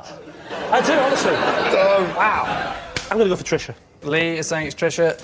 Gareth, perhaps you'd like to reveal who you really are. I went on Trisha to cure my fear of Scotch eggs.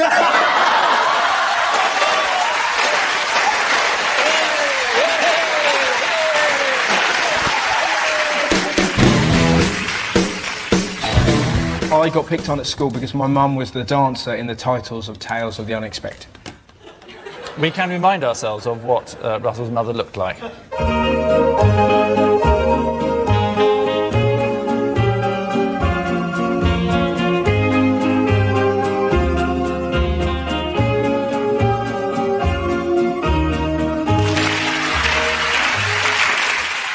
So your mother was a professional dancer or an actress? And She was a professional dancer, yeah. What were the other highlights of your mother's dancing career? We never really went into it. So you never... You're not going to go at age 8. Mum, you done any other dancing that I'd... To be fair, you might have spoken to your mother since the age of 8 and discussed her career then. Yes. But it's something we don't really... You don't talk about your mother's embarrassing dancing past? Not really, no. You have never asked or bothered to find out what else she did in her career as a dancer? Well, it's clearly a fucking lie, isn't it? But I can...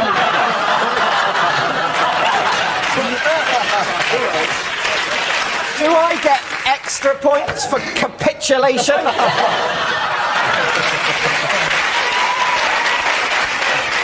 I was buying it until, we brought on board the world's toughest lawyer.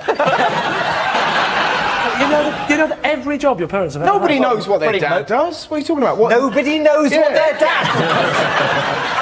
Basically, totally willing to believe the whole Tales of the Unexpected thing. It was just the refusal to countenance having discussed your mother's dancing career beyond that. It seems so implausible. Because, as we now know, nobody knows what their father does. Do you know, you have a vague idea of what your dad does, but you don't know the nitty-gritty. Go through all your dad's jobs then, as you know every one of them. OK, well, he didn't have many. He lectured in hotel and restaurant management from 1976 to about a year ago when he retired. Before that... But the fact is, before that, his dad was the dancer on the Tales of the Unexpected. Right. These are the wig and glasses I wear if I want to pop to the shops unnoticed. Right. Yeah. Would you mind pop it on there. slipping into it? Is that the right way round? No, it's the right way around. And the glasses? It's Davina. Good grief. I know we have to make a guess, but I'm really liking that look. By the way, I like him very much. Thanks. Michael. I would. Oh yeah. For me, my opinion is worth nothing to you. But Aspo. You look like Ken Barlow's ultimate fantasy.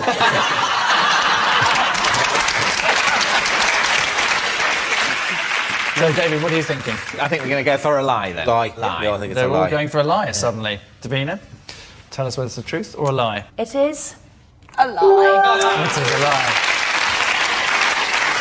But can I keep these? Yes.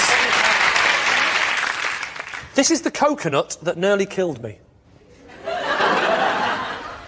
Is it believable? Where were you? Under a coconut tree. What do you think? I was stood underneath a coconut tree, and the coconut fell off the tree, barely missing me. And you brought it home? Yeah. I'm suspicious because you're not allowed to bring fruit and vegetables from foreign countries into... Well, you made the classic mistake, haven't you, Tricia? Because a coconut isn't a fruit or a vegetable. It is, in fact, a seed.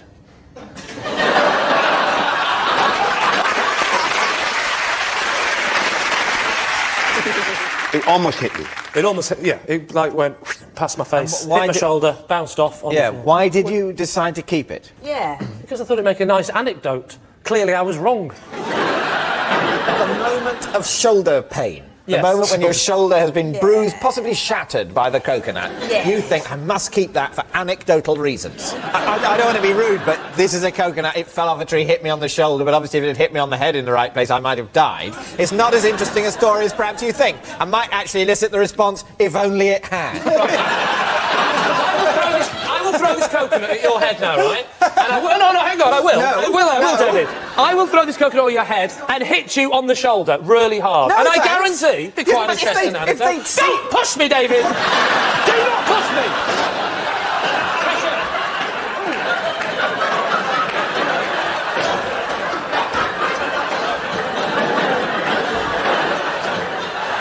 No one is insured for that to happen.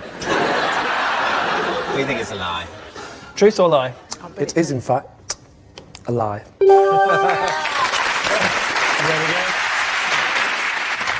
I have received fan mail from Angus Deaton. I'm not actually allowed to take part in this question, unfortunately, because obviously I would be... When was it? Well, I've only recently become aware of this fact, so I can't tell you exactly when. And how old was Angus when he wrote it to you? Well, anything between sort of 7 and 60, I Oh, suppose. OK, so this is from when...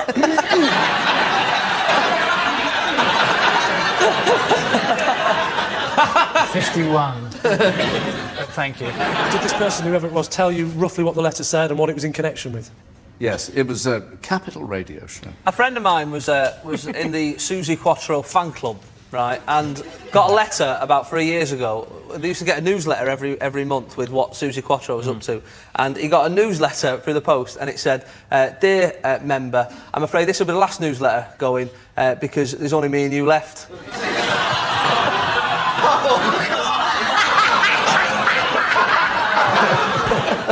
Lots of love, Susie. There's something about Angus which you would be interested in. He's a presenter. Yeah, I think he's a presenter and he's looking for tips. And, Look at his face. Look at his little tiny face. I think it's true. Michael, did I or didn't I? Believe it or not, it's true. That is actually the only fan letter I've ever written. You've only written one fan letter. Yes, the first Who was it to? and only fan letter I've written was to Elizabeth Taylor when I was 14. Satan, she was the same age. Took a year for a response to come back, and then I licked the photograph signature and it didn't run. But when I met her eventually, she came on the chat show. You licked her and she did run.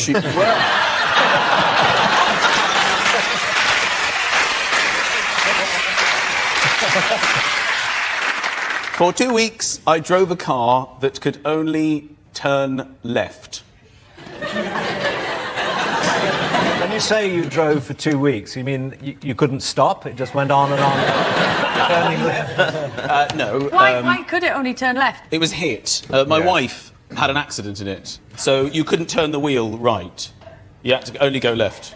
Why couldn't you turn the wheel right? Because the metal of the car Hey, hang on, Michael, don't get so technical with me. The metal of the car, yeah? Can you be more specific? What bit of the metal of the car?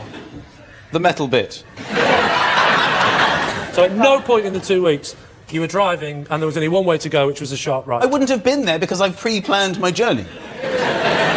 It's very frustrating when you've got to be there and you realise the only way to get there is to go left, left, left, left, and left again.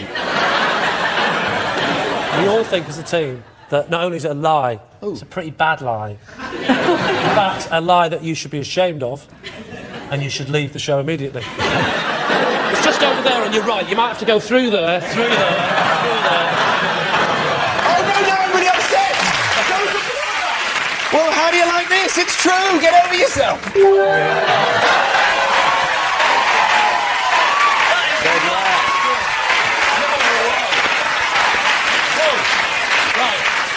I don't believe that. No way in the world you've had a car for 2 weeks that can't turn right. Do I look like a simpleton? Don't answer that.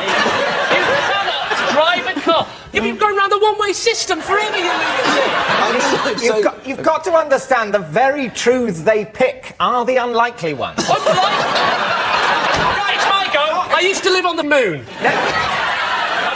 Do you consider that to be equally unlikely? Yes, I do. Well, you're an idiot. No. No one has ever lived on the moon. No one has ever. Cars have been damaged. It's so good. Lying. They put it on television. I don't believe it.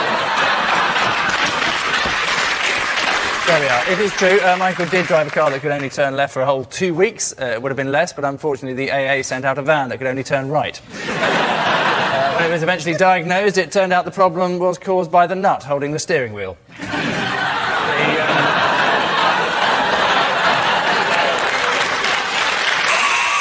Which infuriating buzzing means at the end of tonight's programme, a glance at the scores reveals that there is no scoring, as this is a compilation show.